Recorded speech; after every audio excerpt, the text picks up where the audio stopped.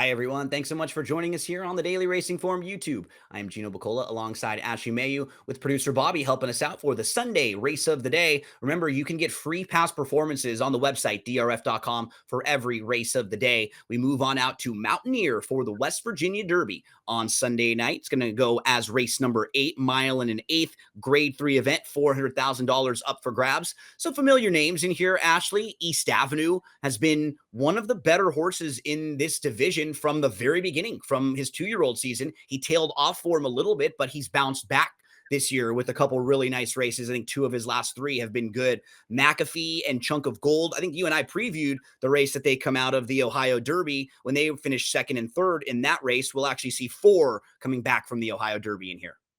Yeah, I think this is honestly a good little field. I mean, Yeah. obviously East Avenue is probably the big name, but you mentioned Chunk of Gold, the 5, the 6. They're all horses that I think are pretty live in here. Even horses such as Just a Fair Shake, a horse that I think has been a little bit, I don't know, underrated in some of those performances in the Mid-Atlantic and has done well. And have to remember, it's a grade 3. It's $400,000. When you go back historically, Gino, we've seen some decent horses participate in this race. Yeah, and East Avenue is in nice form right now. And as we move to the projector, what has been the positive for East Avenue, Ashley, is just using his weapon, his speed.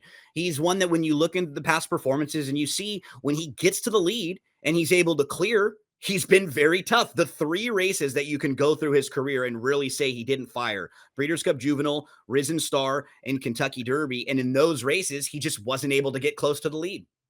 Yeah, I do think he clears in here. I think, in my opinion, sure, the 1 might press him. I still think it's probably Chunk of Gold, especially with the equipment changes you see here. Blinkers go on. Also, interesting to note, one of 2 horses in here with the LP flag. I just think in terms of his performances, he's going to press, but I don't think he's as quick as East Avenue.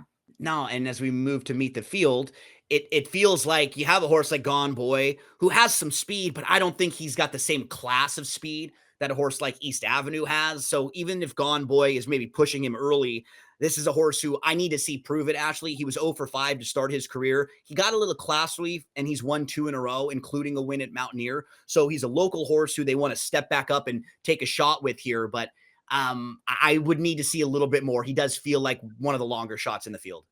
Yeah, tough read too. You mentioned it, just like ice cold in the beginning of the career. The light bulb goes on for the last 2. Now in a different barn, right? As of the most recent effort, and horse that finished behind him came back to win a second level allowance on the grass at Mountaineer. It's just tough for me to assess. I mean, I think this is a huge jump up in class, and as we're just starting with this field. I think a lot of the other horses, they just look a little bit better on paper than him.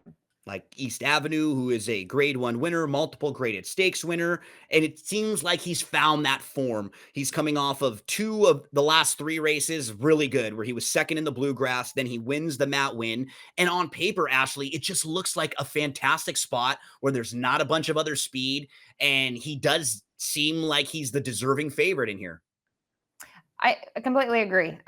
His speed makes him lethal. I know he's a little inconsistent, but I do think, he had some minor things in some of those races and the Derby to draw a line through it, right? So when you Yep. look at his other 2 performances that sort of bookend it, both very good. I know it was a short field last time out at Churchill, but still 3 other solid horses in there. And it's worth noting, Gaming, Chunk of Gold, and Just a Fair Shake, 2 of those 3, right, are in this spot and decided to scratch out of the Matt win. But if he gets loose in here and you start to think about what the fractions can be, even something like 47 flat, I mean, he could easily cruise here.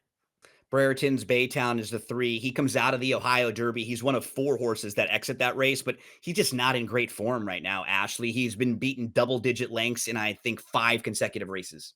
Yeah, and his last win came at the $40,000 level, and he did it quite nicely.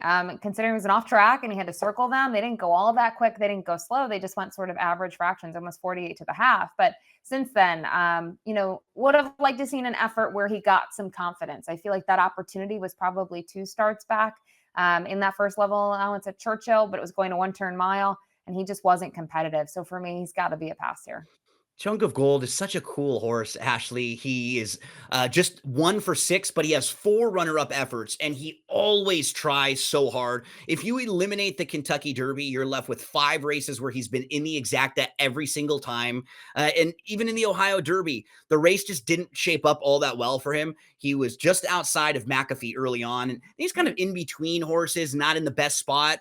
And he comes up on even terms with McAfee. He moves inside, and he was just second best. I mean, he went right by McAfee on the square in that most recent race. He adds the blinkers. So if anyone can maybe at least try to put some pressure on East Avenue, it wouldn't shock me if it was Chunk of Gold. But then that might put him in a bad spot where he has to be one to maybe do the dirty work and try to soften up East Avenue. And that could possibly hurt his chances. But gosh, I root for this horse every time. He's a really cool horse. He is, and you mentioned it. He's just 1 for 6, but he shows up. He's made almost $500,000 with just that one win. And I thought his performance in the Louisiana Derby was quite good. I liked the trip that he got. He got a similar trip in the Ohio Derby. I think if you are just looking, in my opinion, apples to apples, I'd prefer him over McAfee, just based on that performance, right? McAfee, in terms of how they finished. This horse had more punch late, and now the blinkers go on, which is interesting. He's never run with blinkers at this point in his career. I think that could be a focus thing, but I also wonder if it's just to keep him a little bit more forward, right? As they've seen this race or 3 starts back, that might be the key to him.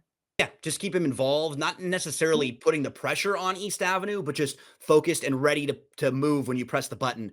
McAfee comes off of that third place finish, and it wasn't bad. We saw him run right behind Chunk of Gold. He's really stepped his game up in the last few in the Peter Pan and the Ohio Derby, but just on the square, I thought Chunk of Gold was a little bit better than him, so I have him at least behind the top 2. Yeah, I think he's gotten better around 2 turns with the equipment change. The addition of blinkers, I think, have helped him in those last 2 compared to the races in New York prior to that, right? The Wood Memorial and the Gotham. He just had too much work to do. He wasn't getting it done.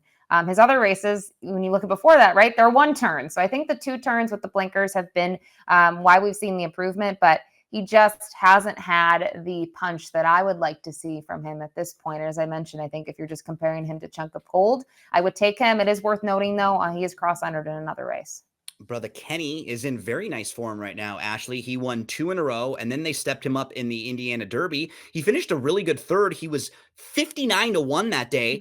He was last of 7, about 8 lengths off, and he was chasing a lone speed winner that day. He continued to grind. We just couldn't get to the winner, but I thought it was a pretty good performance when he was against the race shape, and he's certainly moving in the right direction right now. Yeah, great point there. Completely against it with the race shape, knowing Tip Top Thomas and Cole Battle were both very forward. And you look at the horses that finished behind him, right? Publisher, Instant Replay, Big Trues, Big Trez, however we say that. We never learned that yet, Gino.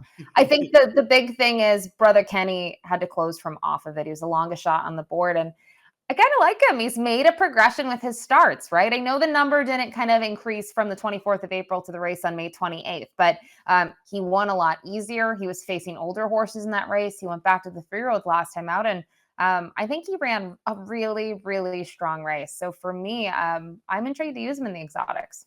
Extradition is the number 7. He's a deep closer. He will pass some tired horses. He was 4th in the Ohio Derby, but he was 4+ lengths behind McAfee, 6+ lengths behind Chunk of Gold. And both of his wins have come on a wet track, Ashley. So he's someone who I would upgrade if it's raining on Sunday. Yeah, I would definitely agree with that statement. I thought his performance last time out, he was just even. Again, he exits that same race. I think you have to take Chunk of Gold out of there. Huge price, though, is, as you mentioned, 116-1 in the Ohio Derby. So by far a career best from him in terms of figures, but he would still need to take a huge step forward. We round things out with Just a Fair Shake. And I thought you were kind of hitting on a point that I feel similarly about with Just a Fair Shake. This horse is kind of underrated, and he's a horse who he really overachieves. If you look at the 2 races in his career when he really hasn't run all that well, they were both on off tracks. Other than that, he's pretty much always there. He outruns his odds, and he's a horse who he's going to pass some horses late. So with the blinkers coming off, maybe they can just get him to relax a little bit more. I always like this horse, Ashley, and he's usually in the bottom of my exotics when he's in races. Absolutely. I think it's a good spot for him, right? Based on his running style. When we saw him as the runner up in the Sir Barton, I mean, Crudo sort of stamped himself as potentially the real deal. And I know he hasn't necessarily been that impressive in terms of the Belmont or the Curlin last out, where he finished 4th behind Chancellor McPatrick. But we talked about him being cross-entered, the Matt Win versus the Pegasus. They went for the Pegasus, probably the softer of the 2, but I don't think the trip worked out for him, Gino, in a race that when you looked at it on paper, it's kind of concerning how it was going to play out. Was there going to be pace? Was there not? I believe, looking at the race, Kentucky Outlaw might have been a horse that could have been in the pace, but was cross entered. And so the pace never shaped up, right? Bracket Buster, Wild and Crazy Night, they basically went 1-2 all the way around the racetrack. So I don't think those tactics really helped him at all. And I would hope that in this spot, they try to have him close from off of it. Yeah, probably a couple excuses, chasing that lone winner and the sloppy racetrack last time out. So we move to selections now for the West Virginia Derby. Remember, the race of the day, you can get free past performances on the website, DRF.com. Ashley, how do you want to stack them up here?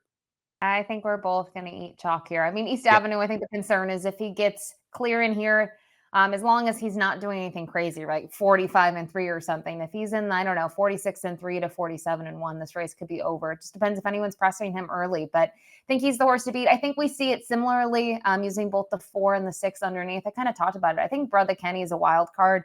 Yep. We're not going to get the price that we got last time out at Horseshoe Indy, but I do wonder if he's just progressing at the right time. He comes in here off a career best. East Avenue, the top pick for the both of us, 2-6-4-5 for Ashley, 2-4-8-6 for me. Whoever you play, however you play them, we wish you the best of luck.